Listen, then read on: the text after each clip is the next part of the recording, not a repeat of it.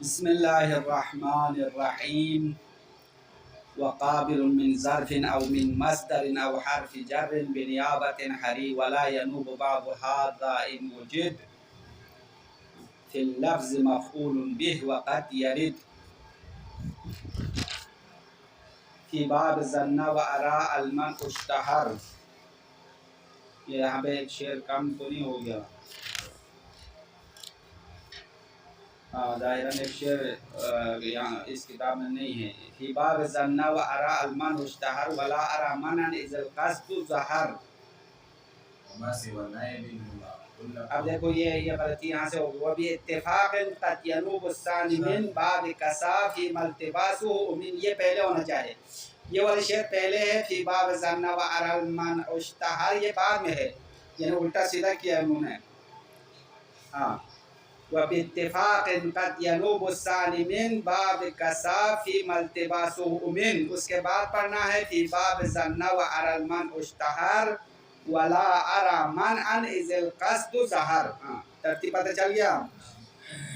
یعنی دو شعر اوپر نیچے ہو گیا ہے کیونکہ بحث کا جو سلسلہ ہے نا وہ ترتیب سے نہیں ہے. اگر اسی کتاب کے لحاظ سے پڑھے تو نیچے شارح نے جو ترتیب دیا ہے اس کے برابر نہیں آئے گا. اسی لیے وہ اتفاق ان کو پہلے، اس کے بعد فی باب ظن و ارا بعد میں پڑھو بس. تو ہماری بحث گفتگو نائب فاعل کے بارے میں ہے. جب فعل مجہول کا فاعل حذف ہو گیا تو فاعل کی جگہ پر کوئی چیز آنی چاہے جس کو کیا کہتے ہیں؟ نائب فاعل کہتے ہیں. تو نائب فاعل کون ہے؟ اصل چیز مفعول بھی ہے. مفعول بھی نائب فاعل ہونا کے لیے قابل ہے، صلاحیت ہے، بہترین ہے. اگر خدا نخواستہ مفعول بھی نہ ہو تو کیا ہے؟ مزید تین چیزیں کل بتایا تھا نائب فاعل ہونے کے قابل ہے. ایک ظرف ہے، دوسرا مصدر ہے، مصدر سے مراد مفعول مطلق نائب فاعل بننے کے قابل ہوگا. تیسرا حرف جر کہا مصنف نے، اما حقیقت میں مجرور ہے. جار مجرور نائب فاعل ہونے کے قابل ہے. اب کل شارح نے عبارت میں کچھ شرائط رکھا تھا. مصدر نائب فاعل ہونے کی صورت میں شرط رکھا ہے کہ وہ متصرف ہو اور تاکیدی نہ ہو. مفعول مطلق تاکیدی نہیں ہونا چاہیے. اور حرف جار مجرور نائب فاعل ہونے کی صورت میں بھی شرط رکھا تھا. کیا رکھا تھا؟ متعلق بمحذوف نہ ہو. جار مجرور تب نائب فاعل ہوگا اس کا متعلق محذوف نہیں ہونا چاہیے، اور علت کا معنی بھی نہیں ہونا چاہیے. یہ شرائط ذہن میں رکھو. آج عبارت میں کچھ مثالیں خارج کر رہا ہے. وہ مثالیں کیوں خارج ہو رہا ہے؟ کیونکہ ان شرائط کی بنیاد پر خارج ہو رہا ہے. ظرف کے لیے کیا شرط رکھا تھا؟ بِأَنْ كَانَ مُتَصَرِّفًا. ایک تو ظرف متصرف ہونا چاہیے. ظرف متصرف کی بات کل ہم نے وضاحت کیا تھا. متصرف وہ ظرف ہے جو کبھی مفعول فی ہوتا ہے، کبھی کچھ اور بنتا ہے، اس کو کہتے ہیں متصرف. ہاں ہمیشہ مفعول فی نہیں رہتا، کبھی ظرفیت سے نکل جاتا ہے. اور مختصاً ظرف زمان یا مکان مختص ہونا چاہیے، معین ہونا چاہیے، مبہم نہ ہو. اگر مفہم ہو، غیر مختص ہو تو ایک اور چیز کے ساتھ قید ہونے چاہیے. یہ ساری باتیں کل بتائی ہے، آج ان کو دوبارہ ریپیٹ کرنا پڑا کیونکہ آج کی گفتگو اس بحث سے مربوط ہے. اب یہ تین چیزیں مفعول بھی کی جگہ پر نائب فاعل ہونے کے قابل ہے. اما اگر کلام میں مفعول بھی موجود ہو تو یہ تین چیزیں نائب فاعل نہیں ہو سکتی ہے، کیونکہ جو اصل چیز ہے وہ موجود ہے نا. مفعول بھی ہوتے ہوئے باقی ظرف جار مجرور مصدر کے لیے جرأت نہیں ہے وہ نائب فاعل بن جائے. یعنی ان کو جرأت کب آتی ہے؟ جب مفعول بھی نہ ہو. جس طرح باپ نہ ہو تو بیٹوں کو جرأت ہے کہ گھر میں تباہی مچاتے ہیں، نہیں ہے. تو کچھ شرارتی بچے ہوتے ہیں، باپ ہو تو خاموشی سے بیٹھ جاتے ہیں، باپ نہ ہو تو گھر میں شرارت کر کے تباہی مچاتے ہیں. اسی طرح مفعول بھی باپ کی طرح ہے. مفعول بھی ہو تو باقی ظرف مصدر حرف جر خاموشی سے بیٹھ جائے گا، نائب فاعل نہیں بن سکتا. لیکن اگر مفعول بھی موجود نہ ہو تو یہ چیزیں نائب فاعل بن سکتی ہے. یہ بات ذہن میں رکھو. اس کے بعد مزید مثالیں دے رہے ہیں. وہ شرح میں عبارت میں مثالیں آئے گی، آپ مثالوں کو خلاصے میں بتانے سے لمبا ہو جائے گا. اس کے بعد نائب فاعل کے بعد میں ان افعال کی بات کر رہے ہیں جو دو مفعول والے ہیں، چونکہ آپ نے پہلے افعال کے تقسیمات میں افعال قلوب میں پڑھا ہے نا، بعض فعل دو مفعول والے ہیں، بعض افعال کیا ہے 3 مفعول والے ہیں۔ ہاں، پھر دو مفعول والے فعل بھی دو قسم کے ہیں، کہ باب کسا کہتے ہیں جس کی دو مفعول اصل میں مبتدا خبر نہیں ہے، اس کو کہتے ہیں باب کسا۔ کسا بھی دو مفعول والے ہیں، لیکن اس کے دو مفعول در حقیقت مبتدا خبر نہیں ہوتے ہیں۔ ایک ہوتا ہے باب علیمہ۔ باب علیمہ ظنہ کے دو مفعول اصل میں کیا ہے؟ مبتدا خبر ہے۔ تو یہاں پہ سب سے پہلے باب کسا کی بات کرتے ہیں۔ کسا جو دو مفعول والے ایسے افعال ہیں جس کے دو مفعول اصل میں مبتدا خبر نہیں ہے، تو اس کے نائب فاعل ہونے کا حقدار پہلا مفعول ہے۔ اگر فاعل حذف ہو تو نائب فاعل کون سا بنے گا؟ پہلا مفعول نائب فاعل بننا حقدار ہے، کیونکہ وہ معنی میں فاعل کے ساتھ زیادہ شباہت رکھتا ہے۔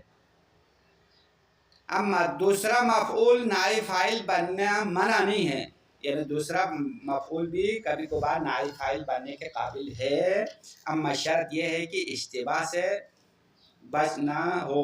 اگر اشتباہ سے خطرہ ہو تو دوسرا نہیں بنے گا۔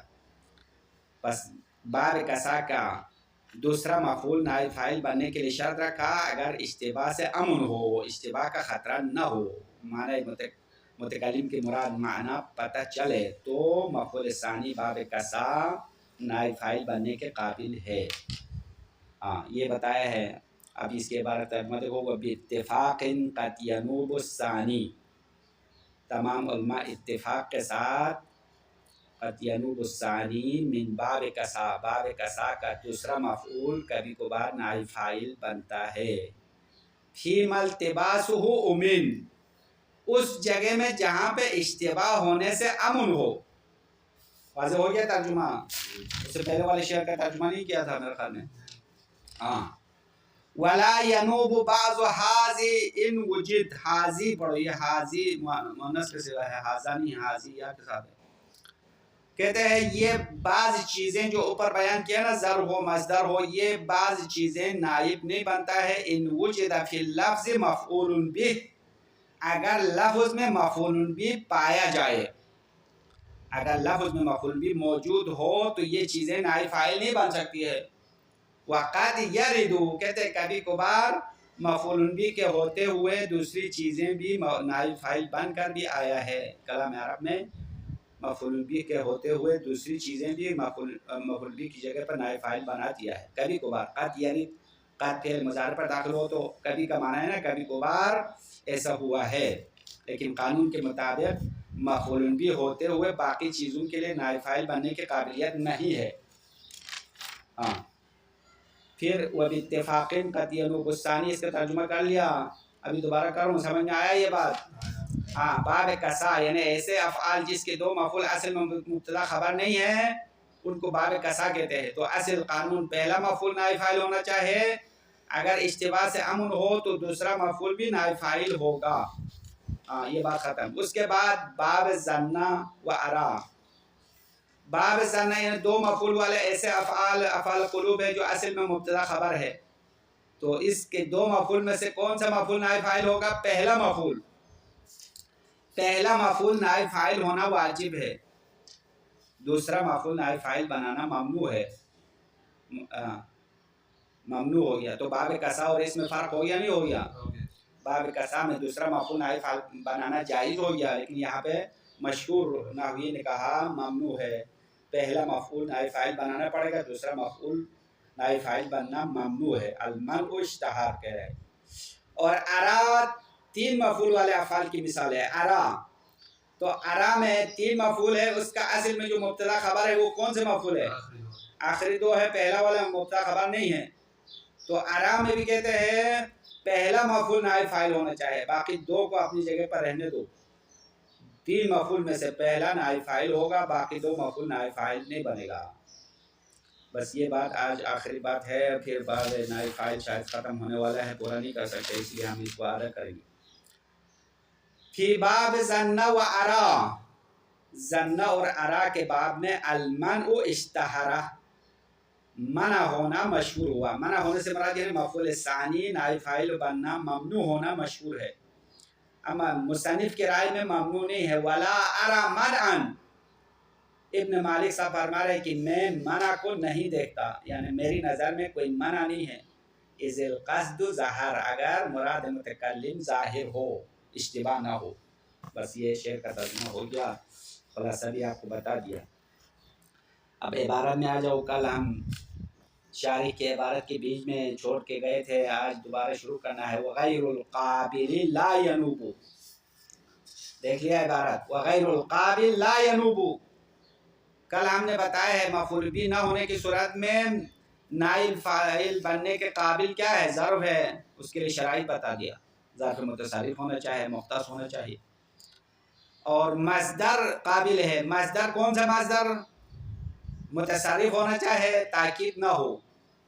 اور تیسری چیز بتایا جار مجرور. جار مجرور نائب فاعل بننے کے قابل ہے، اما شرط یہ ہے کہ اس کا متعلق محذوف نہیں ہونا چاہیے اور علت نہیں ہونی چاہیے.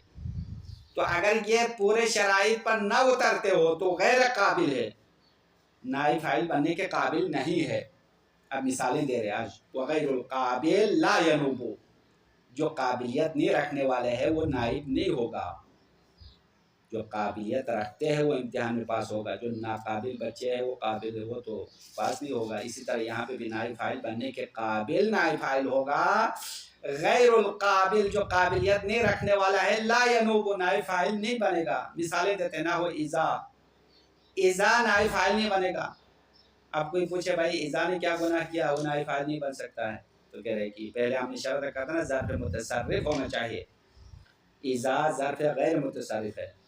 اذا ہمیشہ ظرف ہی آتا ہے، مفعول بھی استعمال ہوتا ہے، اس کے علاوہ اس کا کوئی راستہ نہیں ہے. تو اذا نائب فاعل بننے کا قابل نہیں ہے. واضح ہو گیا؟ اذا کیوں نائب فاعل نہیں بنے گا؟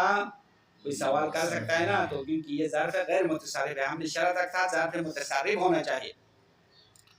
وعندہ بھی ظرف ہے، یہ بھی غیر متصرف ہے. عندہ بھی ہمیشہ مفعول بھی استعمال ہوتا ہے. بس اذا اور عندہ دونوں نائب فاعل بننے کے قابل نہیں ہے. وسبحان اللہ ومعاذ اللہ، یہ دونوں مصدر کی مثال ہے. سبحان اللہ ومعاذ اللہ، یہ بھی مصدر متصرف ہونا چاہیے. یہ دونوں غیر متصرف ہے. یعنی مصدر متصرف کا مطلب یعنی ایسا مصدر ہو جو مفعول مطلق بھی ہوگا، کبھی مفعول مطلق سے خارج بھی ہوگا، اس کو متصرف کہتے ہیں. لیکن سبحان اللہ معاذ اللہ دونوں ہمیشہ مصدر ہی آئے گا، مفعول مطلق ہی ہوتا ہے، کوئی اور راستہ نہیں ہے. بس سبحان اللہ میں سبحان مصدر ہے، مفعول مطلق ہے، نائب فاعل بننے کے قابل نہیں ہے. کیوں نہیں ہے؟ پتہ چلا، غیر متصرف ہے. مصدر غیر متصرف ہے. معاذ اللہ یہ بھی مصدر غیر متصرف ہے. وَضَرْبًا فی ضربت ضربًا، ضربت ضربًا میں ضربًا نائب فاعل بننے کے قابل نہیں ہے. ابھی اس کا جواب آپ دے سکتے ہیں نہیں جیسے کیوں نہیں ہو سکتا؟ ضربت ضربًا، ضربًا مفعول مطلق ہے، مصدر ہے لیکن نائب فاعل نہیں بن سکتا. تصرف والے پہلے دو مثالیں دے دیا نا، پھر تصرف کی والی مثال کیوں دینا ہے؟ اوپر دیکھو عبارت نے بیان کان متصرفا لغیر توکید، مفعول مطلق ہے، تاکیدی نہیں ہونا چاہیے، یہ تو تاکیدی ہے. ضربت ضربا مفعول مطلق ہے، تاکیدی ہے، اور یہ نائب فاعل بننے کے قابل نہیں ہے. وجہ سمجھ میں آیا یا نہیں آیا؟ ہاں. وفهم من تخصیصه النیابہ بما ذکر، اور مصنف کے نیابت کو ما ذکر چیزوں کے ساتھ خاص کرنے سے سمجھ میں آتا ہے. کیا سمجھ میں آتا ہے؟ فہما نائب فاعل یہ ہے، فہما انہ لا یجوز نیابت التمیز، بے شک جائز نہیں ہے تمیز نائب فاعل ہو جائے. تمیز، تمیز ممیز، منصوبات میں سے ایک تمیز ہے نا، تمیز نائب فاعل بننے کے قابل نہیں ہے. ولا المفعول لہ، یعنی لا یجوز نیابت المفعول لہ، مفعول لا نائب بننے کے قابل نہیں ہے. ولا المفعول معہ، مفعول معہ بھی نائب فاعل بننے کے قابل نہیں ہے. چونکہ مصنف نے نائب فاعل بننے کے تین چیزیں بتایا ہے، ظرف، مصدر اور حرف جر. بس ان تینوں کے ساتھ خاص کرنے سے کیا پتہ چلا؟ باقی منصوبات نائب فاعل نہیں بن سکتے ہیں. اب وہ مفعول لا ہو یا مفعول معہ ہو، تمیز ہو، کوئی بھی ہو. یہ سب غیر قابل ہے، ناقابل لوگ ہے، قابلیت سے ہٹ گئے ہیں یہ. وَصَرَّحَ بِالْأَوَّلِ فِي التَّسْهِيلِ. اب مصنف نے پہلے کے بارے میں کتاب تسہیل میں وضاحت کی ہے. پہلے سے مراد تمیز، تمیز نائب فاعل بننے کے قابل نہ ہونے کے بعد مصنف نے کتاب تسہیل میں بتایا. وَبِالثَّانِي فِي الْإِرْتِشَافِ. اور دوسرے کے بارے میں کتاب ارتشاف میں وضاحت کی ہے. دوسرے کے بارے سے مراد کیا ہے؟ اوپر عبارت کو تمیز کے بعد کون سی چیز آئے ہے؟ مفعول اللہ. ہاں، عبارت کی ترتیب سے بتا رہے اول و ثانی معلوم ہونا چاہیے. پس مصنف نے کتاب تسہیل میں تمیز نائب فاعل نہ ہونے کی بات کی ہے، اور کتاب ارتشاف میں مفعول اللہ نائب فاعل نہ ہونے کی بات کی ہے. وبالثالث فی اللباب، یا لباب پتہ نہیں ایک نئی کتاب آئی ہے مصنف نے لکھی ہے. یہ کتاب کا نام تو پہلے کبھی نہیں سنا ہوگا آپ نے. تسہیل ہو تو شرح تسہیل، کافیہ شرح کافیہ تو بہت ساری جگہوں پر آیا، لیکن ایک لباب نامی کتاب ہے. اس کتاب میں تیسرے کے بارے میں وضاحت کیا. تیسرا کون ہے؟ اوپر عبارت میں دیکھو، ہوش میں ہے یا بے ہوش ہے. لا یجوز نیابت التمیز ولا مفعول له ولا المفعول معه. تین چیزیں ہو گئی نہیں ہو گئی؟ ہاں. اب یہ ہر ایک کے لیے الگ الگ کتاب کا حوالہ دیا شارح نے. تمیز نائب فاعل بننے کے قابل نہ ہونے کے بعد کتاب تسہیل میں بیان کیا. اس کے بعد مفعول اللہ نائب فاعل نہ ہونے کے بعد کہاں پہ بتایا؟ ارتشاف میں. اور مفعول مع نائب فاعل نہ ہونے کے بعد کتاب اللباب میں بتا دیا. اگر آپ کے پاس کتابیں ہیں تو اس میں دیکھ لو. یہ کتابیں شاید آپ کو نہ ملے، ڈھونڈ کے بھی نہ ملے. کتاب ارتشاف و کتاب تسہیل پتہ نہیں کہاں ہے. یہ پرانے زمانے کی کتابیں ہیں. ابن مالک نے پہلے لکھ لیا، آخر میں الفیہ لکھا ہے. الفیہ جو 1000 شعر والا ہے، جس کو آپ سال بھر پڑھ پڑھ کے ختم نہیں کر سکتے ہیں اور آخر میں امتحان میں فیل بھی ہو جاتے ہیں. تو یہ ابن مالک کی آخری کتاب ہے، کتاب الفیہ. اور اس کے اوپر جلال الدین سیوطی نے شرح بھی لکھا. ابھی ہم یہی پڑھ رہے ہیں. وَلَا يَنُوبُ بَعْضُ هَذِهِ الثَّلَاثَةِ الْمُتَقَدِّمَةِ. اور یہ گزشتہ تین چیزوں میں سے بعض چیزیں نائب نہیں بن سکتی ہے. ان وجد فی اللفظ مفعول بہ، اگر لفظ میں مفعول بہ پایا جائے. اگر مفعول بہ موجود ہو تو کسی کی جرأت نہیں ہے نائب فاعل بن جائے. ہاں، جس طرح مثال آپ کو دیا، مثلا گھر میں باپ ہو تو بچے کی جرأت نہیں ہے وہ شرارت کرے. کما لا یکون فاعلا، جس طرح یہ چیزیں فاعل بھی نہیں بن سکتی ہے. اذا وجد اسم محض، اگر کلام میں ایک اسم خالص موجود ہے تو آپ ظرف و جار مجرور کو فاعل بھی نہیں بنا سکتے ہیں. ھذا مذہب السیبوی، یہ باتیں سیبوی کی رائے ہے. سیبوی نے کہا مفعول بہ کے ہوتے ہوئے باقی مصدر و ظرف و جار مجرور نائب فاعل نہیں بن سکتے ہیں. وذهب الكوفیون والاخفش الى انه قد يرد، لیکن اخفش اور کوفیین اس بات کی طرف گئے ہیں، یعنی اس بات کو مان لیا ہے انه قد يرد نیابت غیر المفعول به مع وجوده. کبھی کبھار غیر مفعول بہ نائب بننا وارد ہوا ہے کلام عرب میں مع وجوده، مفعول بہ کے ہوتے ہوئے. مفعول بہ کے ہوتے ہوئے باقی چیزیں نائب فاعل ہونا کلام عرب میں آیا ہے. مثالیں دیتے ہیں. کقولہ تعالی، جس طرح اللہ کا قول ہے لیجزا قوما بما كانوا یکسبون. قرآن کی آیت ہے، حوالہ نہیں دیا، پتہ نہیں کس سورہ کی آیت ہے.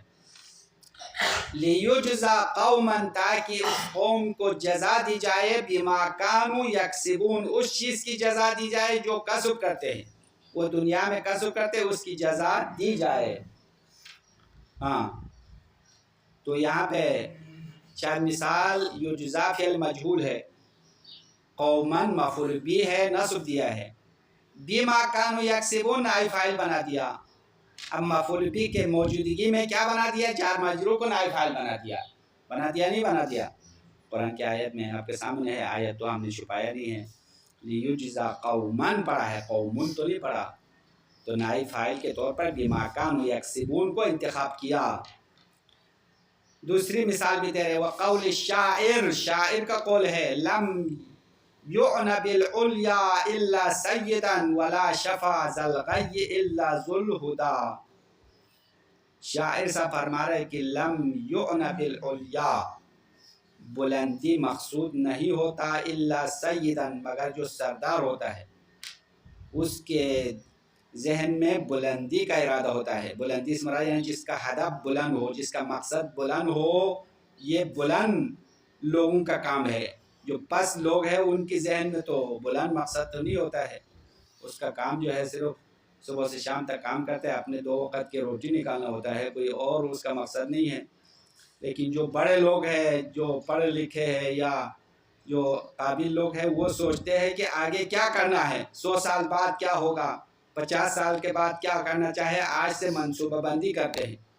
تو یہ منصوبہ بندی، بلند اہداف رکھنا کن کا کام ہے؟ سید کا کام ہے. سید کا اصلی معنی ہے سردار.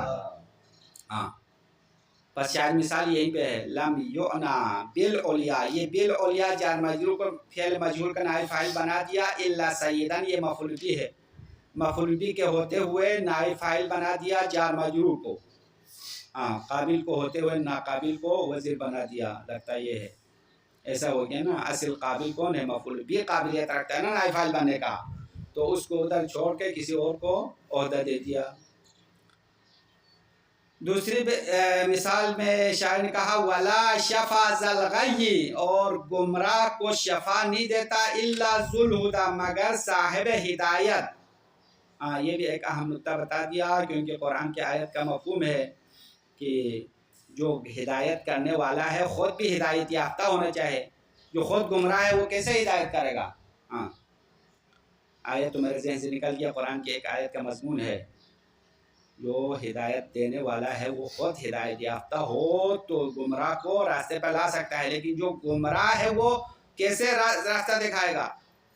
مثال کے طور پہ یہ عام، آپ بازار میں جا کے کوئی کسی سے راستہ پوچھے تو جو بندہ آپ کو راستہ دکھائے گا اس کو پتہ ہونا چاہیے نا راستہ کہاں ہے، پھر آپ کو دکھائے گا.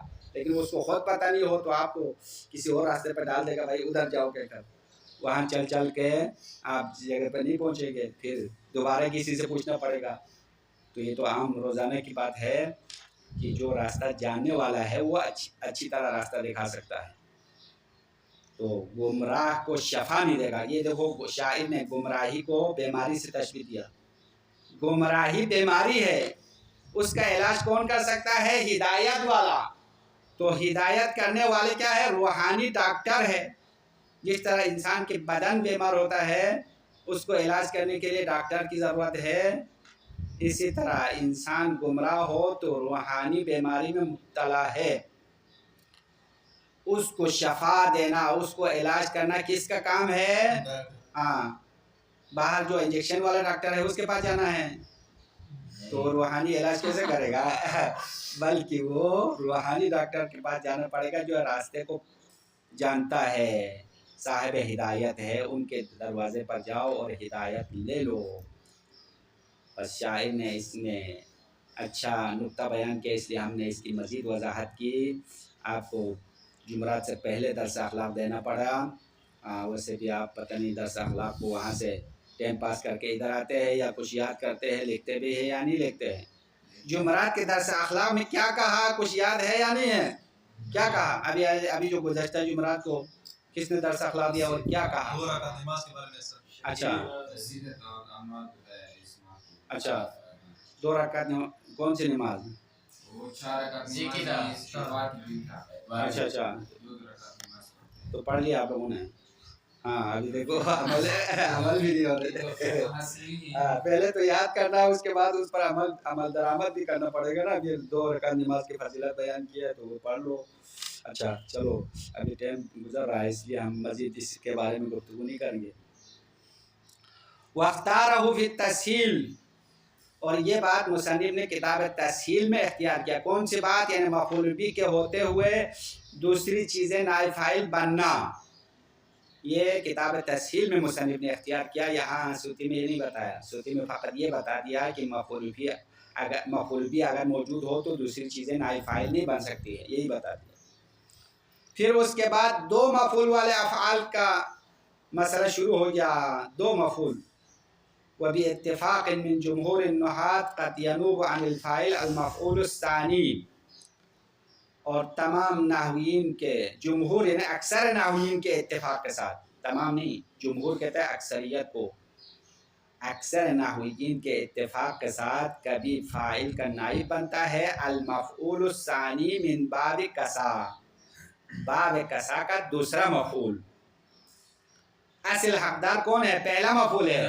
ہاں، اب دوسرا مفعول کبھی کبھار نائب فاعل ہوگا فی ملتباسہ امنا، جہاں پہ اشتباہ سے امن ہو، امن امان ہو، دھماکے کا، دہشت گردی کا خطرہ نہ ہو.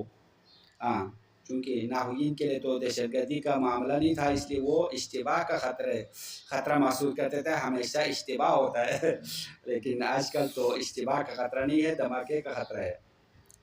تو بہرحال اشتباہ سے امن ہو مراد یہ ہے، امن امان سے مراد اشتباہ سے امن ہو.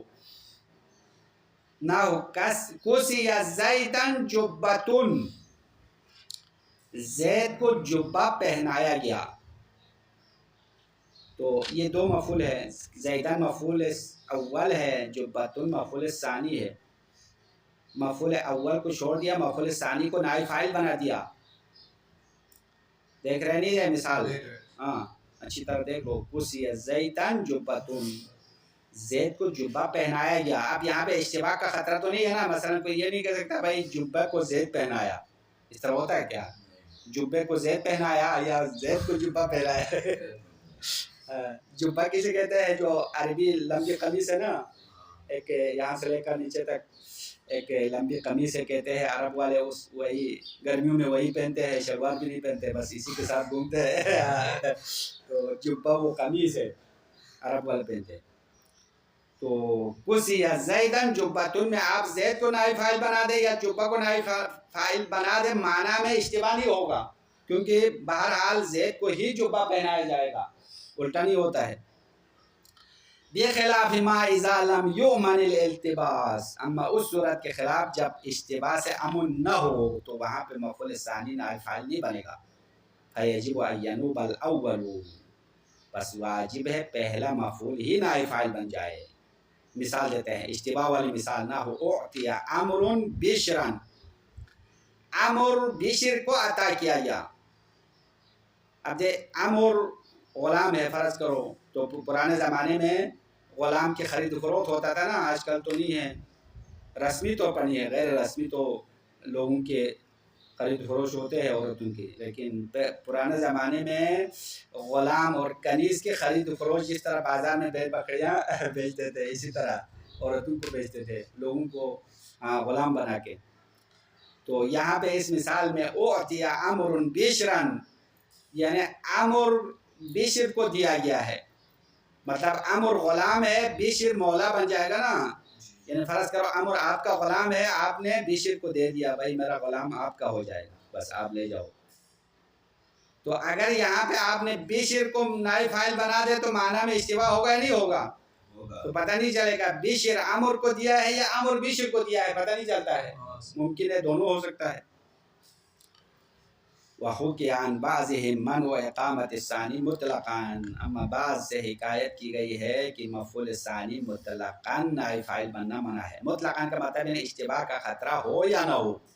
بعض علماء نے کہا ہے کہ باب کسا کا دوسرا مفعول نائب فاعل بننا غلط ہے، مطلقاً غلط ہے.